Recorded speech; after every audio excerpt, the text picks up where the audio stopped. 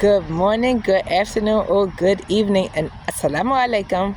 Today is Wednesday, August 20th, 2025, and we are recording Money Mindsets by Wealth Building Series video number 4. The title of this video is called There's an Order to Wealth. So what I like about my take on wealth building is that I focus on the emotional health before we even talk about the money. Positivity wins. So money is attracted to positivity and money is repelled by negativity. So before I even started on the journey, I didn't recognize the emotional state I needed to be in to attract financial resources. And when I say financial resources, it wasn't necessarily money, because I think of people, and I know that I am a financial resource based on information. So I attract people who gave me the information?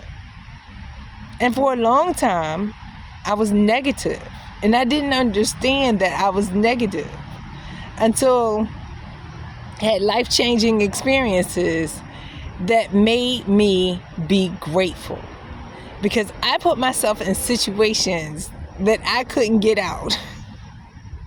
And I watched Allah pull me out of situations that I put myself in. So for that, I was truly grateful. And that gratitude started in the heart. Then it came to doing the work. And the work wasn't necessarily making more money, because I don't believe that you can start with saying, I want more money. You got to fix all the nonsense that you did in your life. And so I had to start with paying off old debts. And one of the old debts I started with were my library funds. Because y'all know I like books. Y'all know I go to the library, but I didn't necessarily always return those books on time. So I had fines that I had to pay. So on that wealth building path, are you fixing what you messed up? Or are you just focusing on making more money? Because if you make more money and don't fix what you messed up, then you're not going to keep the money. So the average age of a millionaire in the United States, according to Yahoo article written last year, is 61. Wealth building doesn't come easy.